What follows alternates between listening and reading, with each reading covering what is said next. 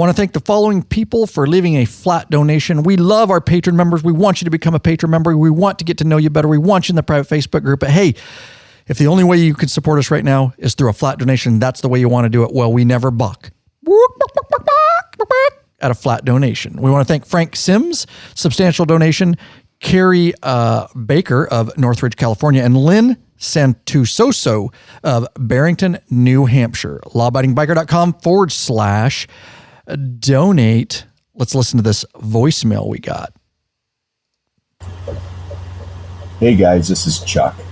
I was listening to your podcast today, and Ryan referenced having to use his extended warranty on the Street Glide, and he mentioned it had something to do with the spline. I've heard a lot lately on the Harley Facebook page about shift lever issues, and I was wondering if you could elaborate on what the problem was that Ryan's bike had, how I go about tightening the shift lever, and wondering if you guys are doing a video or plan one on that topic. I know a lot of guys say they keep a couple of extra shift arms when they travel, and I'm about to take a trip, and hopefully I can get some information from the wise crew at LAB. Thanks for everything you guys do. You gave me the confidence to start wrenching on my own bike, and honestly I wouldn't even have attempted to tighten up the brakes on a bicycle.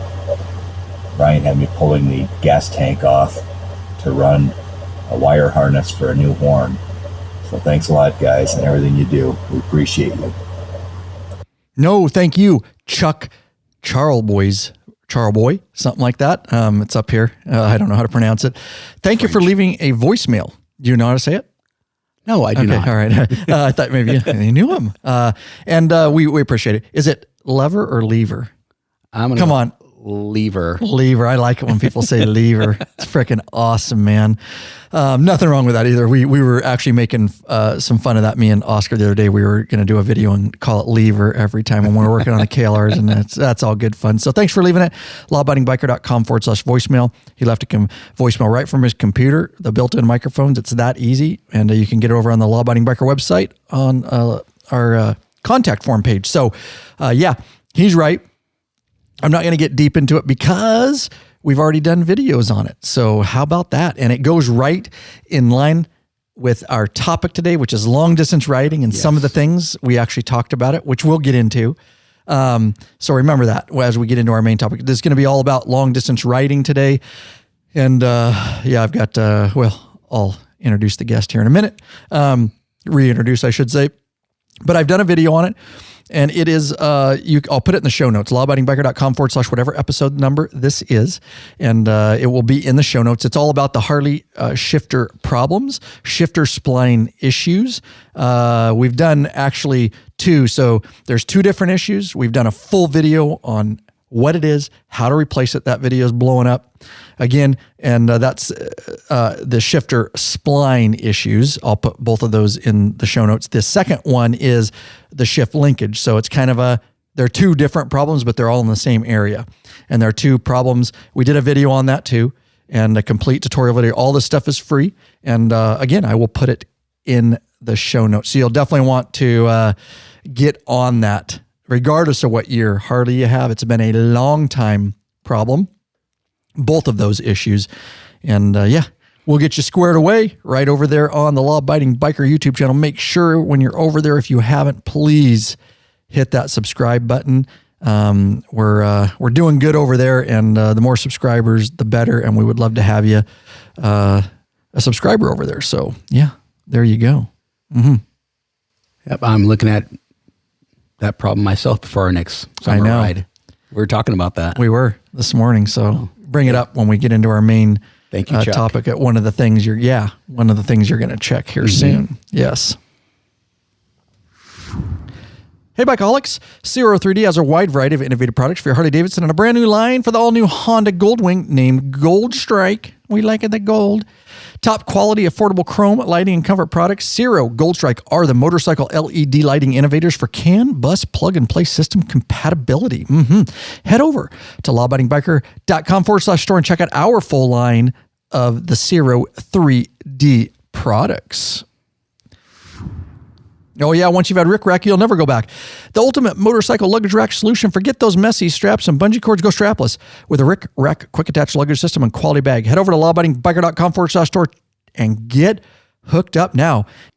Let's do this thing, Squid. Let's rock it. You already heard him right there. Squid's the man. Welcome back, you freaking Bikeaholics. This is the podcast for the motorcycle majority. The big MM, also known as the 99%. On top of it, Squid is Trying. large and in charge of the motorcycle scene more than any time in history. That's right, by being here, by listening, whether you like it or not, and I know you like it. You're part of what we call The Biker Revolution. with a hashtag. That's right. Squid and I, we do have just one question for you before we get started. What are you waiting for, Bikeaholics? Take you on another wild ride. Mount up. Let us take in another wild-ass ride. That's good. That's good, Squid. Much better. Usually people just... Look. With even a blank Oscar stare. to this day, just blank stare. Once I'm just like, really? Oh, that's hilarious. So good job, Squid, all over it. Glad to have Squid back in the studio. It has been a minute since he's been here. So we've got an awesome topic. It is going to be all about long distance riding, and we're not going to delay too much. We're going to jump right into it, but I thought this would be appropriate.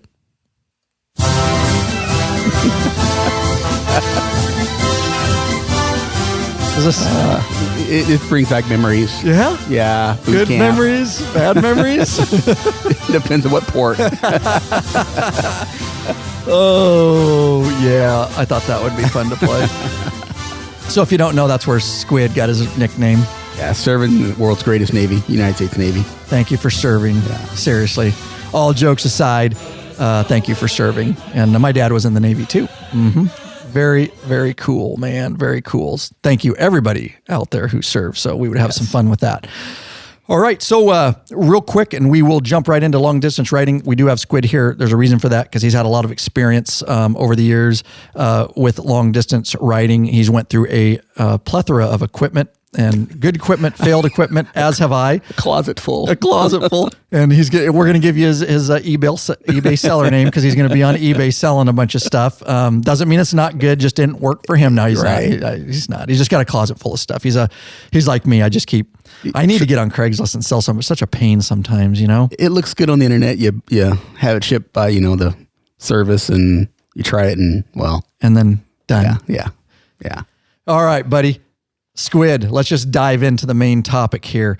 Where do you want to start with this? Squid's kind of going to lead this because I talk a lot, and I'm actually interested because Squid is, like I say, into really testing equipment. And God, I wished you lived closer because we could do a lot more equipment videos. You know what I mean? Right. Like I just put you up there and talk about like pros and cons and stuff. So yeah, go ahead. I started really riding back in 2008. With the downturn in the economy, bought a sport bike, had a Suzuki Katana 600. Knew nothing really about equipment, so I bought what I thought was good. A nice heavy jacket, and I would wear jeans and my work boots. And I would ride. My longest ride ever was like 76 miles.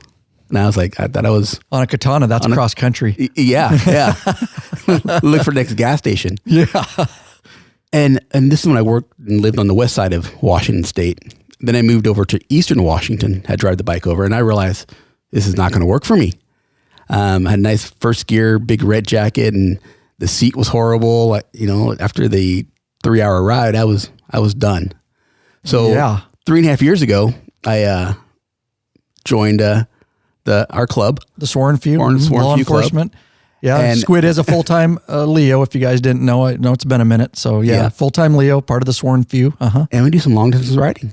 Yeah, we do. Got my first big boy bike, And I started with the leather jacket and the chaps and the boots. Like we all did. Yeah, yeah. You see Hardy riders, you're like, I got a Hardy now. I gotta wear leather head to toe, leather underwear, leather jock strap, leather socks. yeah. Do they make leather socks? Because you could wear leather socks if Or they a made bra. Leather bra. Oh, and that's the passenger. Right, yeah, right. Or no bra, preferably. Right. Depending, yeah. Sturgis. But then I realized that gear just wasn't going to work for me. When we took our first long ride, which I think was where was that in 16?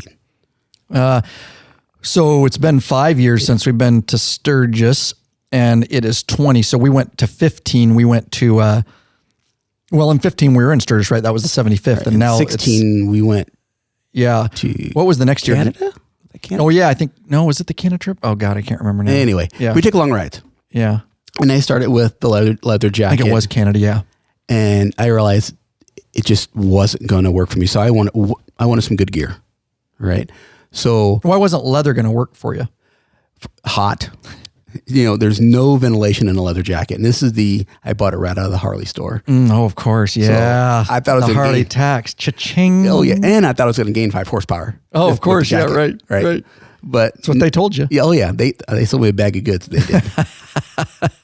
Oh, that's awesome. At least you're honest about it. Oh, I have to be. So the leather jacket just wasn't comfortable for what I consider now long distance riding, 300, 400, 500 miles in a day. That's to me, that 200 miles just getting you warmed up. Yeah, right. That's just, you're just getting your pace on. It's like a runner. When we get out in the morning, it's not, you don't get into it till like 3 hours in. Then you're like, all right, now I'm settled. Let's do this. Exactly. Let's lay miles. Yeah.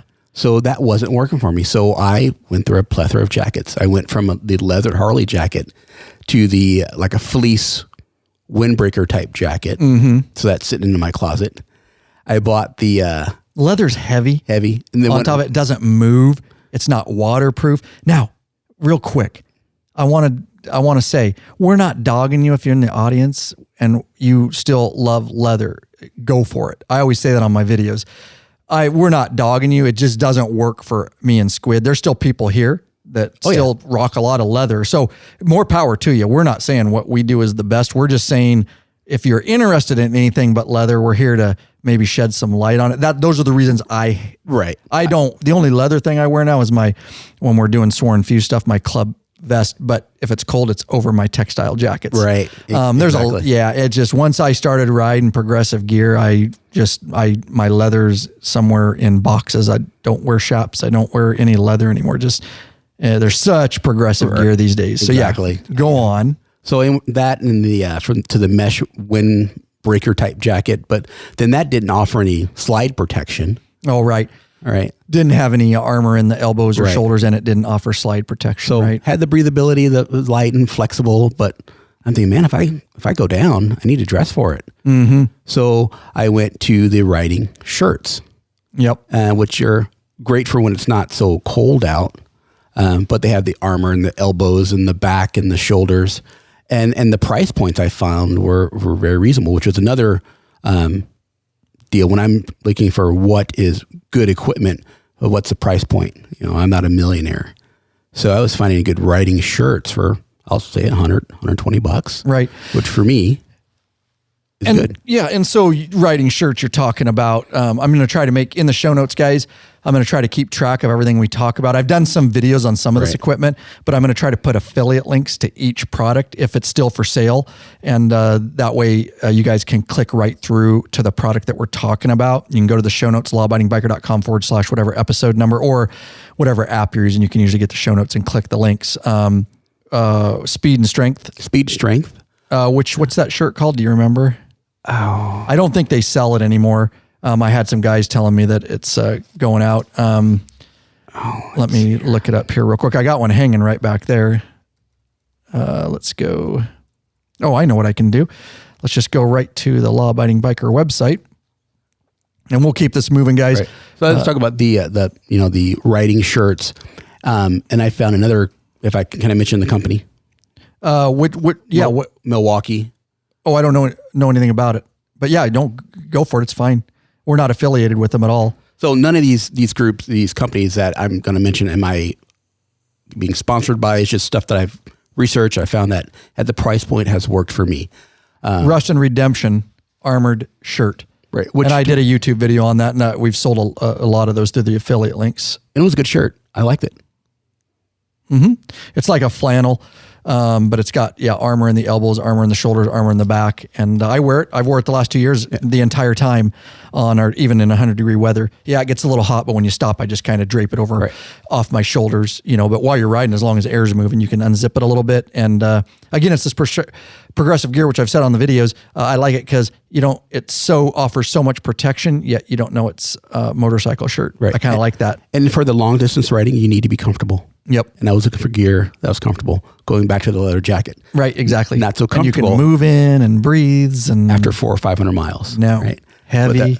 But in the summertime, they're riding shirts. You can layer under it. From the shirts, and then I bought this mesh jacket that Harley sold. I bought into it. It's in a box. So it's supposed to be a summer riding jacket. So it's all mesh and you can see through it, but it sucked. It sucked just straight up. It was $100. Oh, shit out of spit. Cha-ching. Yeah. So just learn from my experience, people. That's just my opinions on these items. But now I have what I wrote in today was from the mothership, but it's their 3-section jacket. It's has an outer windbreaker and then a fleece kind of liner that you can wear under it, and it has some armor in it. The best jacket I found for riding it down to 37, 35 degree weather, as long as you layer under it. That's what I learned from the jackets. You got to layer for long distance riding. You have to, especially in the cold. Yep, and specifically this time of year. This time of year, which you rode here this morning. It's about an hour and a half. And you left at what temperature? He rode here early this morning because we filmed, guys. We put some Progressive 944 shocks on his bike, lowered it an inch. Anyways, that video will be out on the YouTube channel, of course. But you rode over. Yeah, I left my house about 8 o'clock this morning. It was 36 degrees from my house. Yep.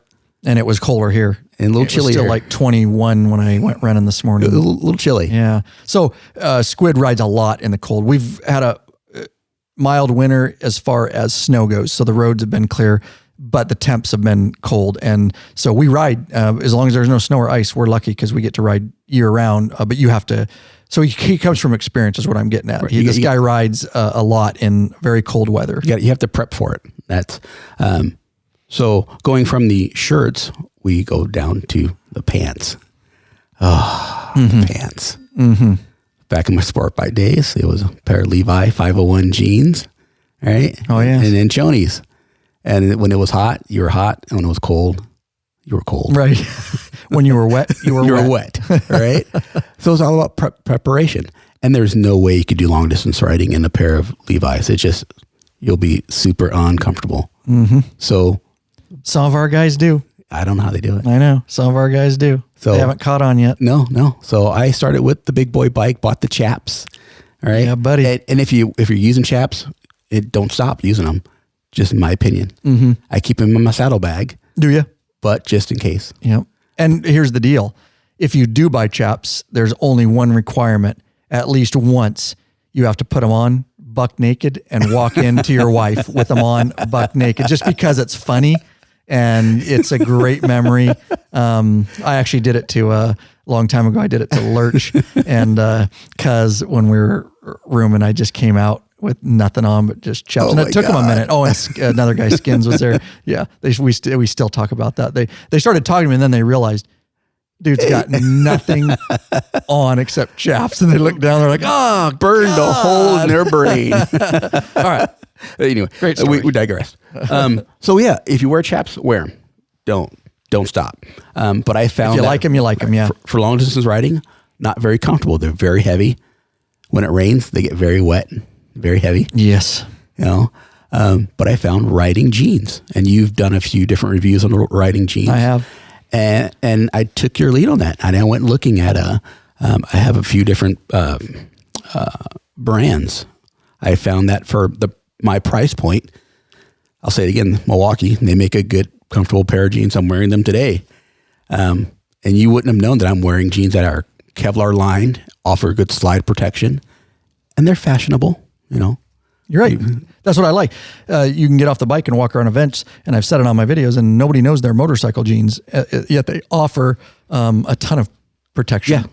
So look for comfort when you're doing your long distance riding and we're talking clothing here, And next we go down to before you leave jeans, I'm going to jump in there. Yeah. The thing about jeans, and that's why I ride cross country, and I did a couple reviews on Draco Drift jeans, Red Selvage rocker jeans. And let me tell you the quick differences. Some jeans, these are fairly expensive jeans. Lots of different companies are making them. Some of them just have panels in key areas like hips, butt, like the Draco Drift jeans. And then like Rocker Red Selvage, I did a couple rocker jean reviews. They have the protective panels all the way through all the legs. So the ones I like the best for riding cross country are the ones like the Rocker Red Selvage. I did another Rocker, the Rocker regular jeans. I forget what they're called. I'll put these all in the show notes, guys. Links to everything. But I like them because they have the panels throughout. And so the panels are great for if you go down, right? They've got slide protection. These companies do tests. You can slide, up to 10, 15 seconds without going through to your skin, which is any motorcycle wreck. If you slide longer than that, you're probably dead anyways. You're stuck under a truck being drugged. Right. But the cool thing about those panels is that's what takes the place of chaps, because honestly, the only thing chaps are doing is their wind protection and a little bit of pebble rock protection, right? Because chaps don't protect you in a slide. Okay, they might protect your knees and your legs if you fall on your belly, but think about your butt is completely exposed. A lot of people think chaps are for if you go down. They're not really. They're made for riding and keeping the wind and some of the debris off you. I was always confused about that way back in the day. I was thinking they somehow offered, you're probably going to slide on your ass and you have zero ass protection in chaps. So these take the place. And I will tell you, I've ridden through very cold weather, just like Squid today, and down well below freezing, and that's all I had on, no chaps. I just have my full paneled rocker jeans, and they do a wonderful job. Put some long johns on, layer, and you're golden. And I can ride all across country, and I can ride those in 100-degree heat. Are they a little hotter than regular jeans? Yeah, they are, but nothing that's undoable or anything like that. I've had good luck, and I've been in some really 110 degrees some of our trips. Okay, I just wanted to bounce off the jeans, so it gives guys a little bit of idea of why they replace chaps. Right, and this, as I'm talking about, this is for the long distance rider who's riding for touring, not you call them the iron butt kind of guys that are in the full body suits, because they can't stop, and you have to be able to zip, unzip, like a jumpsuit. Exactly. Right? Yeah. So this is my opinion on comfort level stuff. So from the jeans, shoes. Believe it, you got to wear good, comfortable shoes. Some people go out and wear their work boots. Mm-hmm. I found that not to be fashionable. I wanted something different. Yep. I started with work boots, and then I did too. Then I found good riding shoes. A company called Bates. They don't make them anymore. Harley does. Harley bought them out. Harley makes the same shoe. Charges twice as much for it. And they told Bates they can't make them anymore since they're putting the HD. That's basically what happened. They're putting the HD logo on them now. So you can get them. But when I did my video, they were still available, and a ton of people were buying them. Right. Then they ran out. But riding shoes, good, comfortable. Bates Taser riding. That's what they were called. Yeah. But my price point, that's what worked for me. There are other companies that make other stylish riding shoes. I've done several pairs of Dionysi riding shoes. Again, I'll put links, but they're also all on the YouTube channel. So if you search for any of this, Dionysi riding shoes, Bates Taser, Rocker, Draco, Speed and Strength, you'll come up with all kinds of stuff. We have a search bar on the website, guys. Dionysi, and then what else did I do? Icon Patrol 2 boots, which are my favorite right now. Icon, and I did a video on that. That video kind of blew up too. Patrol 2 boots. I'm just writing this down so I can do links. So yeah.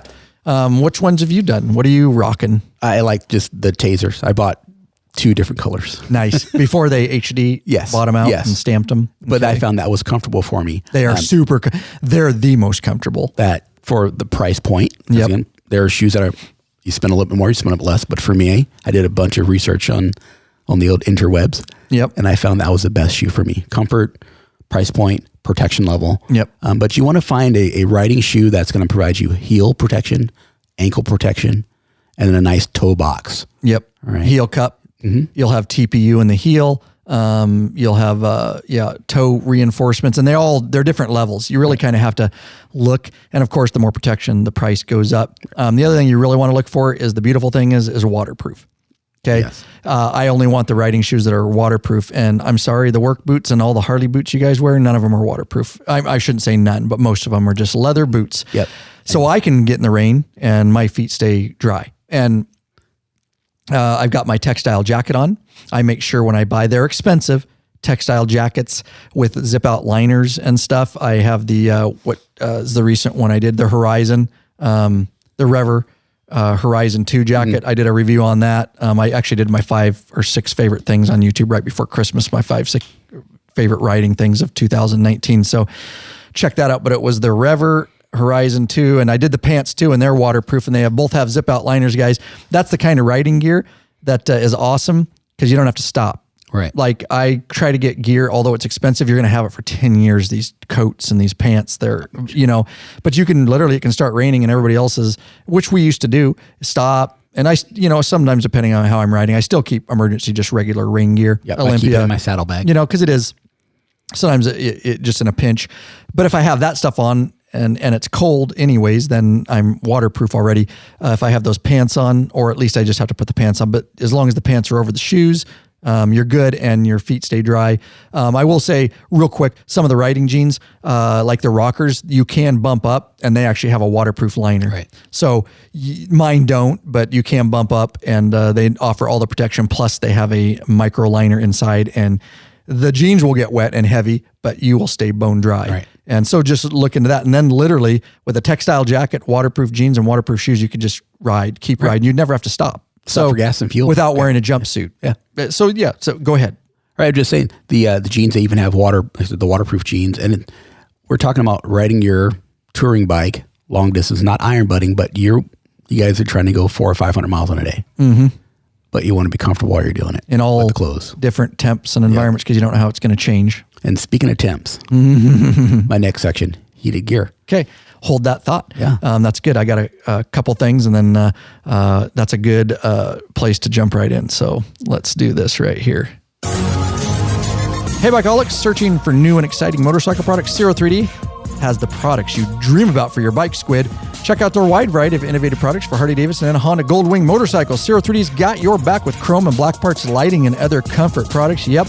No modifying, cutting, grinding, or welding for an easy installation. That equals less time installing and more time riding, Squid. You know how we like that. I like to ride. Zero3D has a design team of riders with over 40 years experience with a passion for design and innovation. Zero Gold Strike are the motorcycle LED lighting innovators for CAN bus plug-and-play system compatibility. Pride themselves on great customer service. Yes, they do. Got questions? Get in touch with them. Email sales@zero3d.com. Give them a call. 715-808-0027. Check at your local Harley or Honda dealership and ask for Zero or Gold Strike parts. A new leader has emerged, so check out Zero3D's custom line of Gold Strike products for the all-new Honda Goldwings. That's right. Better yet, help support us. Head over to lawabidingbiker.com/store. Check out our full line of Zero3D products. And yes, we do carry both the regular Zero3D line for Harleys and all that kind of stuff. And, of course, we carry the Gold Strike line for the Honda Goldwings all over at the Law Abiding Biker store. Really branching out. Yeah, we're trying. Good stuff. We're trying, bro. All right. Heated gear. Heated gear. A godsend. Was this morning. Yes, indeed. We can do a whole episode. And that's a good one. We're going to talk about heated gear and go through it. I'm serious. Me and you could do, because I'm going to do a video.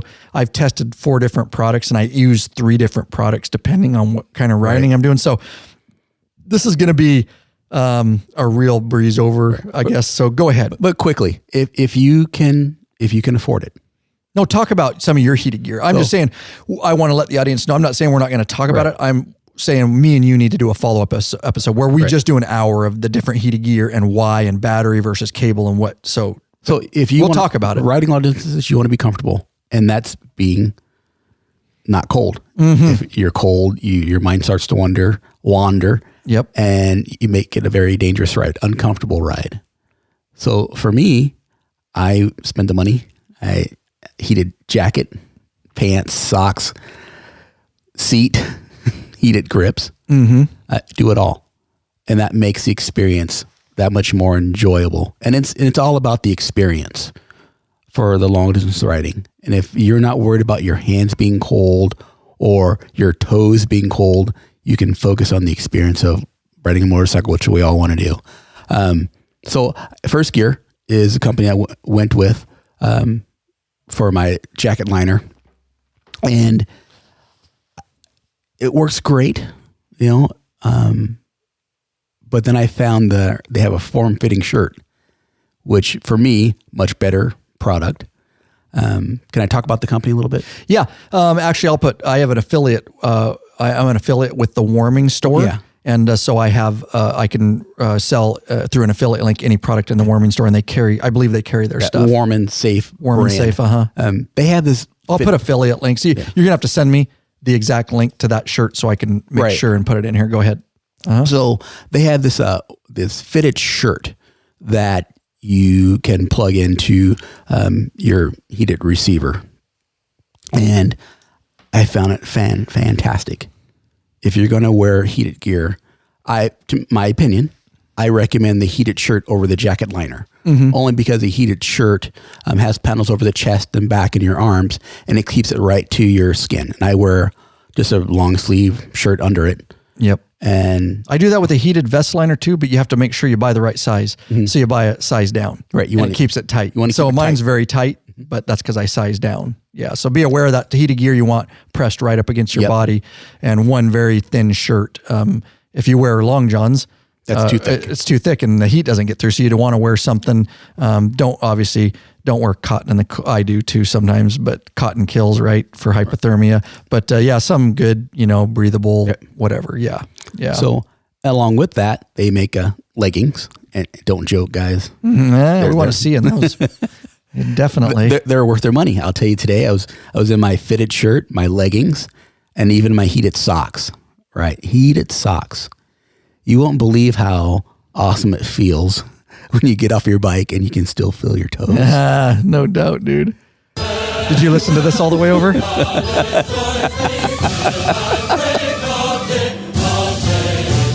It's just a great tune, dude. All right, sorry. So heated gear, those are my go-tos. Yep. Pretty much anytime it's under 50, 55 degrees, I'm wearing them. Does that warm and safe gear, it plugs in, obviously, to your receiver off the battery, but is it wireless remote control? So I have both, but I use the wireless. It's fine. Wireless remote control. Yep. So that company sells both and use the wireless. Right. I would strongly suggest wireless. It doesn't mean the gear's wireless. The gear has wires all through it and you plug into your bike, but to control the temperature settings, it's a wireless controller. Right. I do that with First Gear is the plug-in gear that I have, but it has a wireless controller. Right. And I think they're one and the same because I have the First Gear wireless controller. They all use the same one. They just put their brand on it, right? Yes. Or no, you use the First Gear. Yeah. Yeah, it's all the same company. You know First Gear is making warm and safe. It's all okay. I don't have that in writing. I just know that's how the industry works. It all looks the same. If you look at their stuff, it's some Asian company making the heated gear and they're all branding it. So it's just the way the industry works. It's not a put down at all. Right. So that's why the heat troller is exactly the same. The heat troller, right? And it just changed the label over it. Exactly. Yeah. But yeah, the wireless, I get on my bike, I plug myself into the battery, literally. Yep. And turn the temperature on and off I go. Yep. Now, without getting into heated gear too much farther, I have that First Gear, all the gear, just like you, liner, socks, pants, gloves. Okay. I also have battery gear and I have different gear that I use at my Leo job on my motorcycle. We're not going to get in deep. I'm not going to get any deeper than that. I'm going to write that down that you're coming back and we're going to do a full heated gear episode. So there's different options. I will tell you this, for long distance riding, I always just pack my plug-in. You know why? Because you never have to worry about batteries. You don't have to charge batteries. It's always in my saddlebag and I could plug in when that weather changed drastically. Right. I'll also say this, if you're going to get one thing, get the jacket liner or the vest, like he said, for upper body torso. I will tell you, long time ago, I bought the socks, the gloves, the everything, the pants, because I was riding my Dyna Wide Glide and it had no fairing, no, anything. And I was riding home from graveyard shift at like 17 degrees. So I bought everything. I needed it. I will tell you, since I bought a touring bike, I have a heated seat. I have heated grips. My heated socks, pants, and gloves all went in a box and they've been collecting dust for about 8 years now. With the heat, this is me. And I have the Street Glide Special. with the heated seat, with the heated grips, I don't need the pants. I don't need the gloves. I stay plenty warm, and I ride in the same weather he rides in, that Squid does, and I do fine. The toes are one thing to be aware of. He's lucky because he has lowers, so he's even better off than me. But I find that most of my riding shoes, as long as it's freezing or above, the Icon 2 patrol boots, my feet do fine. They don't really get numb. Now, if I'm going to ride like this morning, if it's like 21 and I'm going to ride for an hour and a half, I mean, I'll wear something thicker, or I might think about plugging the heated socks in or something, but you'd have to wear the pants then because you have to plug them. But I will say it's rare that I do that. But those are two choices, on what you want to do. But I would start with the heated vest, and then you can, or at a minimum, that jacket liner. The jacket. That's you what I mean. Keep the torso. Yes. You keep that warm enough, you can figure the rest out. And if you got blood coming in your rear, warm stuff coming in, your rear, the heated seat and the heated grips, that all goes into your bloodstream. So now you've got core, you've got hands, you've got seat, and that all really does a good job. And I've ridden long without heated pants and heated gloves and all that with those extra accessories. So it's just something to think about which way you're going to go. You may not need to waste the money on heated pants and stuff. If you're going to get a heated seat, you might try the heated seat without the pants first, because they would really defeat each other, kind of. I guess it's extra heat, but yeah. I use them both. Yeah, I bet you do. Why not? You have both. So yeah. I was not cold. He's a toasty little, he's a toasty guy. Yeah. So, all right, to move on. I just like to clean some of that up. So perspective. If you can afford it, heated gear, strongly recommend it for long distance riding so that you can be comfortable. And I think I'll leave it there for the heated gear. I have so much to say. So we are going to remind me when we get off the mics here, write it down. I'm going to put it in the show notes so that me and you. There's different battery options. And I have multiple plethora of options for just the heated gear section. Yep. I've been waiting, and I'm going to do a YouTube video of the 3 top heated gear items I use and why I use them and how I use them, what their pros and cons of each are, and why I have chosen and narrowed it down to those different 3 depending on what I'm doing. So I'm going to do a YouTube on that too. Alrighty. Hopefully that we'll podcast about it too. So moving on to, we talked about what I wear and nutrition and health. I didn't realize how important it was to actually work out for long distance riding till I was hurt on the job a couple of years back. Then it forced me to go back to the gym. And I realized that improving my health made my riding experience that much more enjoyable. Absolutely. People they don't think about that. Right. I work out regularly too, and it makes a big difference on being in shape for long distance touring. And please, people, don't take offense, but if you want to enjoy the experience, your body has to be right for it. So I say you have to work out, not telling you what to do, but that improved my riding experience. Then nutrition. When we're looking at long distance riding, the group we sort of graze on these trips that we've done the last few years. Yep. And that is also important. Not using the heavy meals. Eating the right thing, right? Yeah. If when you're traveling, just like even in a car, it's hard to eat good and as good as you do at home, but you can certainly minimize some of that. And, I won't eat every meal. Of course, I still have a hamburger and, I indulge in some beer and it's a trip, it's a vacation. But yeah, if you can try to at least minimize some of that, and not just eat like shit, like every meal for 8-9 days, that will take a toll on your body and your mental state, and it just makes you feel like crap because you're eating crap. And it's about the experience. We're talking about the being out on the road for 8, 9, 10 hours, enjoying it, not the hour and a half on my sport bike. Exactly. Yeah, it is. It's tiring getting through 9 days, of being up on short nights and touring long distance. So yeah, we never had a short night. Oh no. Yeah. Whatever. Oh my God. Yeah. My nights are always short, getting up early to film and going to bed late. Drones. Oh my God. I'm so tired by the time I get done with those. What else you got here? And we could get so deep with tools, but what else do you want to kind of stick it to gear? And we could get into food. I mean, this episode, we need to kind of keep it. The only other issue is just night riding. Plan your routes. If you're going to do night riding, I would say stay on the highways, on the interstates, because you're looking for deer. Plan your routes. Yep. Good call. What other kind of we got more to talk about. Right. We just gotta steer it. So yeah, let's. What else you got on? I kind of let Squid make the notes today, so you can kind of roll. I mean, we could get into, some of the snacks that we take to get by. We could get into some of the right. I mean, God, we could get down to what tools we carry. In my left saddle bag. Speaking of tools, for your long distance riding, I have a tool roll that has basically every wrench and socket that my Harley would need to fix it on the road. And of course, we've got the Road Tech Cruise Tools Road Tech RTH3 for Harley Davidson, an American-made V-twin. It's an awesome kit. I've done videos on it. We sell it a heck out of them actually in the Law Abiding Biker store, along with a Cruise Tools multi-tool. And you have both of those bad boys. In fact, in the documentary film, we used it like 3 times.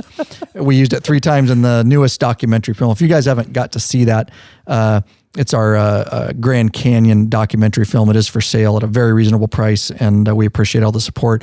You can just go over to lawabidingbiker.com/ride-now. All our documentary films, the ones that are out for free now, plus the new for sale one. But we actually literally use that same kit. So I can't recommend it. Of course, we sell it. And yeah, definitely. I mean, you could make your own toolkit. A lot of times, you either have extra tools or that can get really expensive. Right. And this has exactly what you need for a Harley. If you add both those little things, they roll up nice together. It takes up very little space, and you'll be good to go. Right. So strongly recommend. We do use tools on trips. Yes. And we would have had to call a tow truck. Yeah.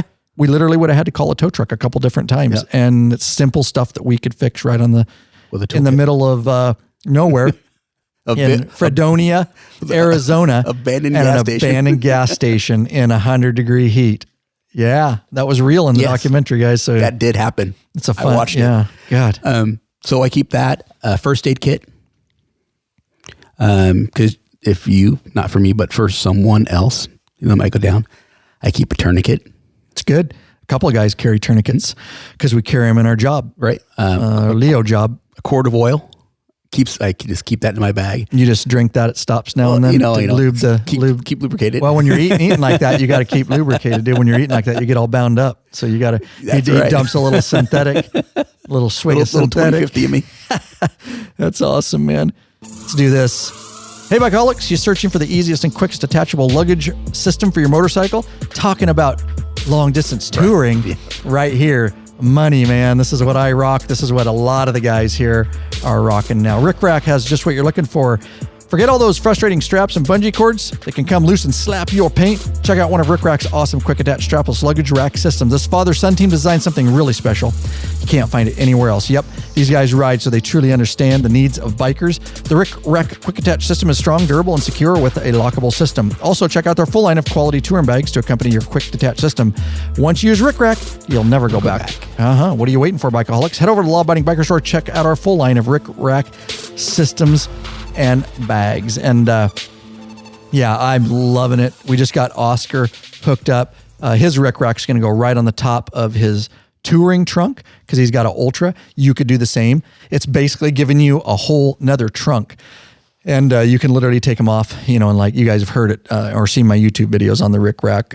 We love it. And on the Street Glide, you just put it on a standard HD rack. And it's on and off because I got to carry all my camera gear and backpacks. Plus, then that's where all my knickknacks and luggage and clothes go is in the Rick Rack. And then I have you could have a whole nother trunk, and it's great for trike. We're going to put out a trike video. I think I just edited. Either have an edit or I'm going to edit a trunk install too. And then you just take it off and you wheel right into the hotel. It's awesome. Man. Yep, I love mine. I love it. It's a very, very convenient. So, moving on. All right. And we can do a whole nother episode on what to pack, but oh my God, that's a whole nother story. It's been a long time since we've done that. I did that with LD, Law Dog, way back in the day. So we need time to update that one too, because we've gained a lot of experience since then. So we could talk about that, but remind me when you're coming over that when I ask for episode ideas, remind me that, we were going to do one on packing. Well, let's do it. All right. It's getting about that time of year, guys. Sturgis. Sturgis. Yeah, by the time this comes out to the regular public, this episode, it'll be 2 months and it'll be getting even closer. So yeah. What else you want to talk about as we wind it down? So we covered all my the ones you wanted to cover. Right. Over my, those 4 years of riding the big boy bike. Yeah. And just, like I said, I have a closet full of experience. What didn't work besides the HD mesh jacket? Do you have some other stuff that was just okay? It's all right to mention it. We're not affiliated with any of these companies if there's anything specific. Well, I bought this, was it Speed and Strength one-piece riding suit? Oh, really? Moon suit. Really? It's you did? Winter moon suit. Oh, we got to see this, bro. You got to rock this thing. I need a picture of this, dude. Sweet. When did you buy this? Right after you bought the Harley? Yes. But the legs were too long, and it just wasn't comfortable. So I don't know how people wear the little one. Did it ride up on you? Yes. Was it riding up in the old nether regions? Yes, in the old man zone. And then for my heated gear, was it waterproof? Yeah. Oh, so it was a full on moon suit. But you wear moon boots with it? No, you wear black boots. Maybe they wear moon boots. All right, I want to see this. Napoleon Dynamite style, bro. But there's no hole for the heated gear power source to go through, so I had to cut a hole in it. Nice. Custom. I was like, that defeats the purpose of it being waterproof. I cut a hole in it. Yeah. So it just sits in the closet. I got so many jackets. The leather jacket, the big red. Oh, I have about 4 or 5 different jackets. Textile type? Yeah. But just, they weren't comfortable they're meant more for sport bike riding, where you're leaned over. Yes. That's something you have to be aware of. A whole different fit of a jacket, from cruiser to sport bike riding. I didn't know any better. Yep. So that's what you be aware of. Buy the right gear for the right type of riding. True. And then we get into helmets. I have 3 helmets at home. Yeah, talk about those real quick. But I wear we're going good, and then we'll wind it down. So I wear my Shoei. That is a Neotech. Your Shoei Neotech 2 modular helmet. Awesome. You got the 2. No, I didn't have it upgraded yet. You got version 1, which I have too. I love it. It's the most comfortable helmet I've ever worn in my life. And then I have a Shoei, which is a couple years old. Oh, you have sorry, you were talking about Schuberth. No, I have an old Shoei. Okay, the Neotech 2. Okay, and I have another older Shoei that's not modular. Okay. For my sport bike days. Yep. And then I have the HJC that I got with my bike. That, you buy a bike, they say, hey, go pick up a helmet. Right. Since you overpaid us. Right. A helmet. Yeah. All right, here's your penalty. Right. Yeah. And we're not going to give you a top brand helmet. No. Right. Little did I know that if I just looked around the corner, I could have got the same helmet for a lot less. Oh, really? Nice. Yeah. Nice. But modular, really loud. So, and I also have a half helmet. HJC very loud? Yes. Yeah, right. Yeah, extremely loud. They're a cheaper version, guys. And if you're rocking an HJC, more power to you. But when you start getting in the high-end helmets, you'll know the noise reduction is substantial, and the fit and comfort. Yeah. You get what you pay for in helmets. Exactly. I will tell you that. And I will tell you, get the best helmet you can afford for long distance riding. Rider fatigue. Everybody here over the years, finally, we've talked about it before, is pretty much, even the holdouts like Popeye and Law Dog, they all conformed. Yes. The modular. Once you do it and you ride 9 days in a row, 500 miles a day, or whatever it is, you're like, that is awesome. Yeah. And regardless if you have a fairing or not, still, it helps a lot with rider fatigue. But the guys that want to wear the half or 3/4, more power to you. Rock it. I used to. But for me, full face, and I keep my visor open because I don't like being enclosed. That's my only give back. Yeah. So yeah, I do. If it's hot, I'll just open it a notch and just so a little extra airflow gets in there. But yeah, that's good stuff. I agree. Spend what you can. I've done videos on the Schuber C3, the Shoei Neotech 2. I ride the Shoei Neotech 2 on my police bike. They're both great helmets. Just understand, just because we say the Shoei is the most comfortable helmet we've wore, that's for our head shape. Right. It doesn't mean that it's going to be perfect for you. You got to figure out what kind of head you have, and basically try it. So I'm not going to get in deep, but I recently bought a new helmet for adventure riding. I'm not going to go down that path right now, but it's a modular, but it's more specific to Scorpion makes it. I forget the model, but nonetheless, I did get one, and although it was sized just like a Shoei, it was way tight. Right. And I actually drove. I have a picture on the Instagram. I think I put it on Facebook yeah, you too. Did. I saw that. Because you can't wear those helmets. I have to keep all the stickers on them. and everything. Because if you're going to try a helmet and return it to most online stores, it can't show any outside wear. Right. It has to have the original stickers, and you can't put a helmet on. I'll tell you this, I learned, and I know from experience, and I'll just reiterate so you guys don't make the same mistake. You have to put it on for like 2-3 hours to really know if it's going to start getting pressure points. And if you go out and ride with it, you're screwed. They're not going to take it back. Rightfully so. They can't resell that helmet. So I had to take my daughter to a medical appointment in Seattle, and I put it on in the Honda Pilot, and I took a picture, had her take a picture, and I put it on the Instagram. I put it on the private Facebook group and stuff. But about halfway through that trip, it was fine at first. I was like, it's tight in the cheeks. And, and I was like, it'll stretch out a little bit. No stretch. By the time, before I got to Seattle, which is about 2 hours, 15 minutes away, about 20 miles outside Seattle, it literally was pressure point so bad, I just took it off. I go, nope, I'm done. That's not. And I came home and it had nowhere. You could sell it as it had all the original packaging. I left the thing zip tied to it. And they're fine with that, and I returned it and got the size bigger, which was not my normal size for shoey and shoe birth. And, it fits like so comfortable. It's as comfortable as my shoey. So just be aware of that about helmet sizing. You get in your car and go take it on when you're getting ready to go on a trip. Buy a new helmet and take it and wear it in the car so that you can have it returnable fashion. Another piece of safety equipment that you should get what you can afford, but save a little bit more so you can get the best you can. What's that? The helmet. Oh yeah, right. Get the best you can. Right. Well, we said that on the helmet, didn't we? Yeah. Yeah. Spend the money. Spend as much as you can. That's where I'm going to spend the money. Yep. I agree. We don't have helmets in the Law Abiding Biker store yet. We're still working on that. Hopefully, we're going to get some sort of distributorship. We're working behind the scenes because we'd really like to, we talk about so much gear and I can only do it through affiliate links. I'd really start liking to carry the helmets that we've tested, we trust, and we like, all different, from lower end to higher end and some, and so hopefully get the shoey in there, but we don't have them yet. Hopefully here in 2020, we might get lucky and be able to have helmets in there, but yeah. Okay. What else do you want to take it out with, or is that pretty much it? Because we could keep going. And we go on to gloves, and I have a box of gloves from really cheap mechanics gloves to my full blown. You bring up so much good points. So heated gloves to please remember this. Everything in between. When we get off this episode, please, I need to write this because this is stuff when I get you over here because you're good at this kind of stuff. I lose track because you're right. I've never done an episode on gloves. You know how many freaking, and I wear different ones for my police for reasons that I wear on my adventure and different than I wear on my regular Harley. That's good episode and too. Touring, I can wear 3 different types of gloves on a trip. Depending on what you're doing and right. Oh, good stuff. Okay.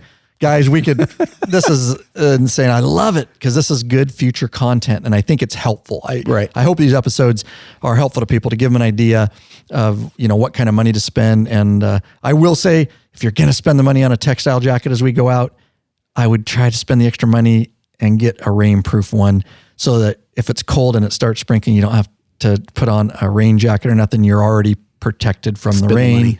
It's a little extra, but get the full, not water resistant. Make sure you get waterproof. Yeah. I love the recent Rever Horizon 2 jacket. It's a spendy one. I have 0 complaints about it for street riding. 0. It's got a zip out liner, fully waterproof.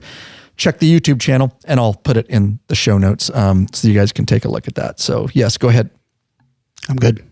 Oh, all right. Thought you had something else. Thanks for having me. Absolutely. All right. Thanks, guys, for tuning in.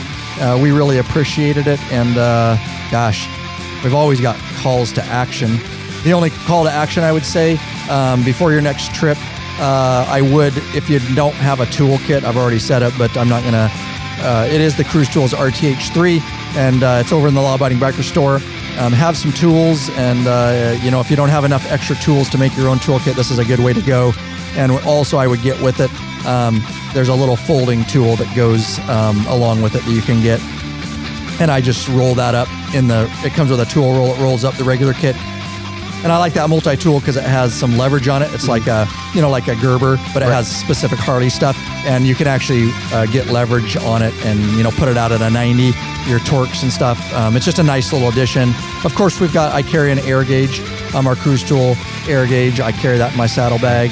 Just some extra our tire kits, our stop and go tire kits. That's we have over in the Law Abiding Biker store. In case you get a flat, you can plug it right there. It comes with some air canisters, 2 different versions. One comes with some emergency air canisters, and then we have the other kit.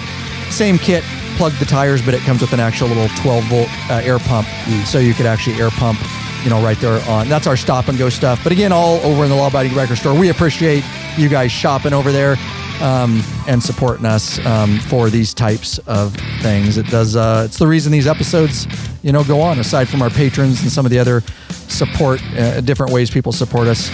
Definitely purchasing in the store helps support our efforts here on one of our days off, and him riding over, Squid riding over in sub-freezing temperatures to get here to do these on our days off. And we're going to do 2 episodes back to back. We usually do.